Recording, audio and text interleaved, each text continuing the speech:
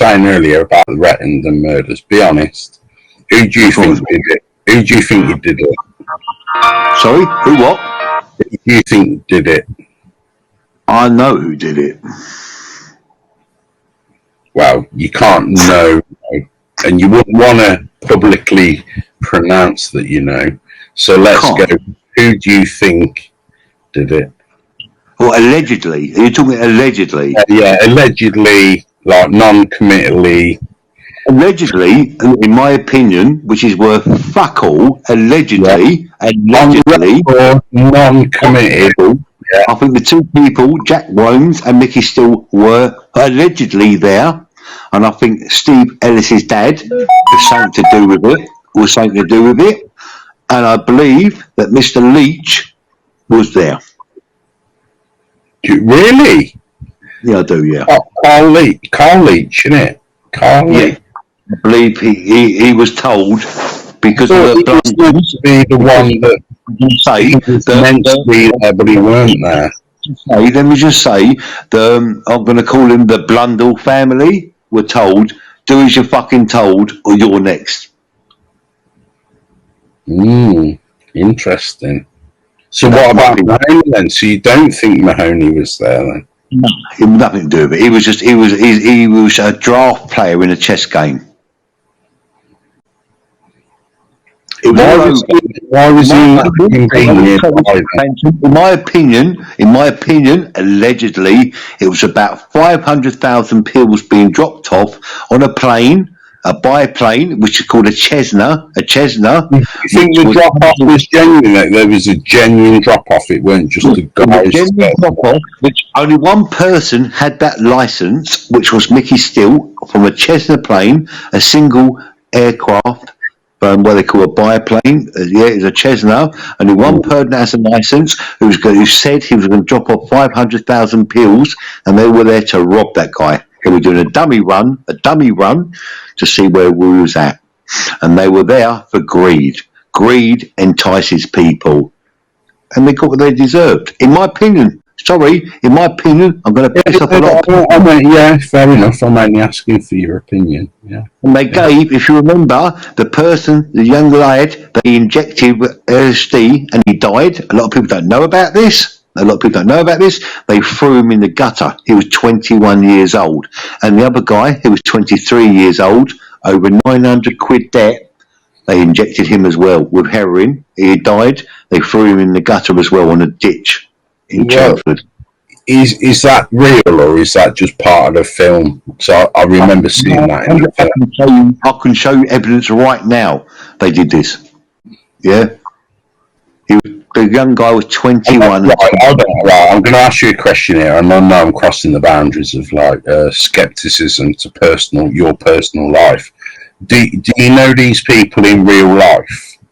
I knew them, yeah. I never knew them. At least some of them.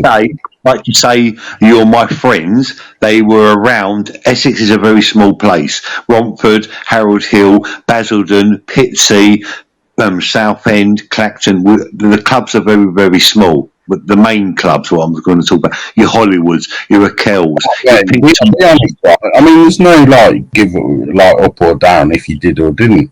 But genuinely knew of these people. Hold on, listen, bro. So you genuinely knew of these people back then.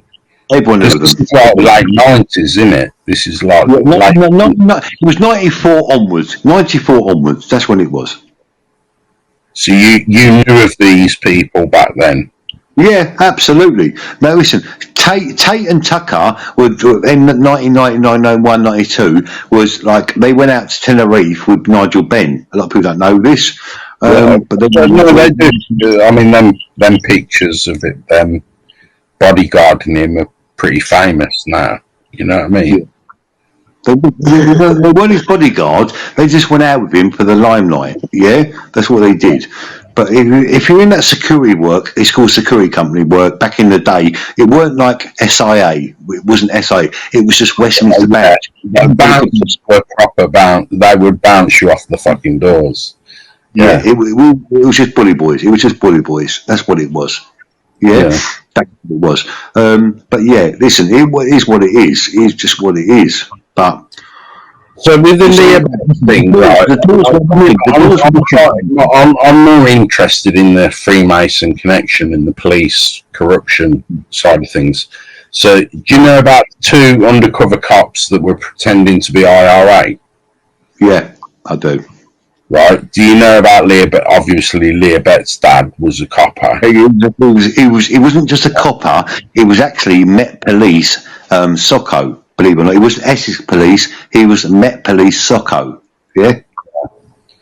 So, do you think this interlinked connection between the police and Leah Bett's dying played any part in it, or do you think all this shit would have happened anyway? A drug deal gone wrong that would have happened anyway, or do you think that if Leah Betts hadn't have died, they might have still lived? I think if right, okay, we're going to see what I'm saying. Yeah, I know exactly what you're saying. We're going to deep dark waters. Do I believe because of what happened to Leah that he upped the game? Was he paid? Was there people paid to take them people out? Probably. And we're stepping on deep dark waters here. Yeah, because I know what's going on with the Essex boys. Yeah, I do, but we will never know. That's the point. You will never ever know. I totally agree with that. Yeah. I've got to be honest, bro. The only reason I feel confident enough to talk about it is the fact we'll never know. You will never know. If we could actually solve it, I'd be stum. I wouldn't be talking less under caution. It's an interesting story, isn't it? So it's full of intrigue and possibilities and all different scenarios and stuff. But listen, what happened to her was terrible, but it was an accident. In my opinion, it wasn't no one else's fault. It was an accident. It should be left alone in the past, dead and buried.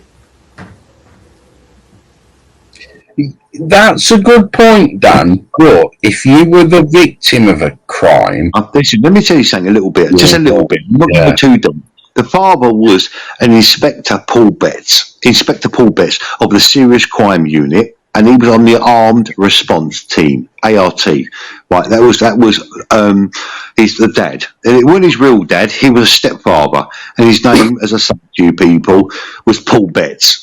And he was quite high up. Was he a Freemason? Yes, he was. Sorry, I've got to say as it is, people. Yeah.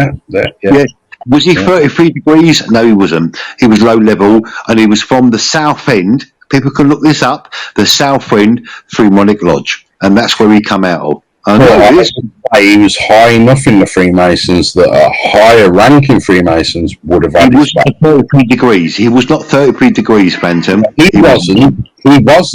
But the people above him would have been, and they would have. Phantom.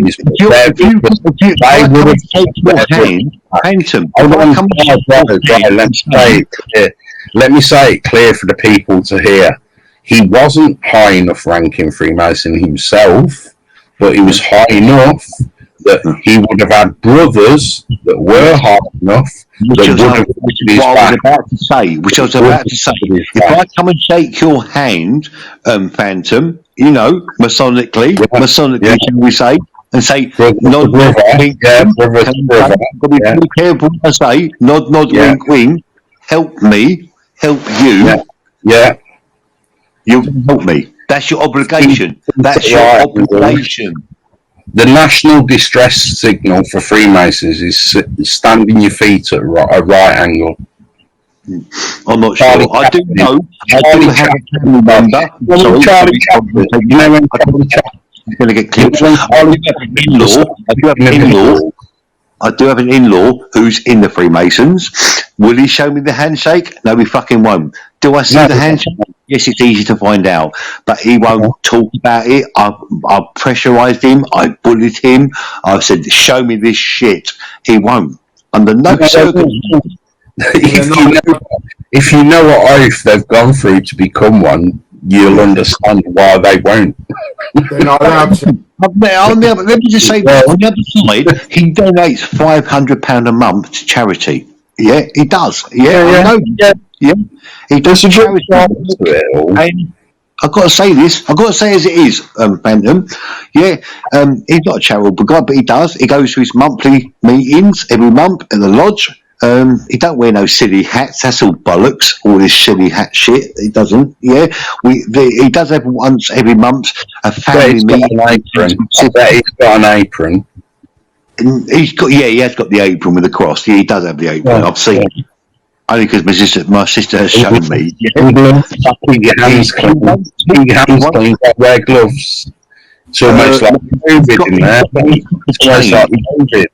He actually had the brass chain. It's not gold, it's brass, because I've seen it. Yeah, he had the brass chain. You with me?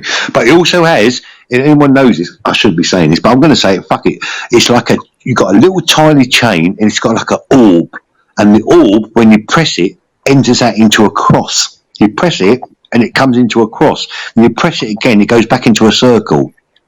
It's quite. Oh, no, this sounds like Sport Billy. Remember Sport Billy with his little bag, where he used to press a button and whatever he wanted would pop out his bag.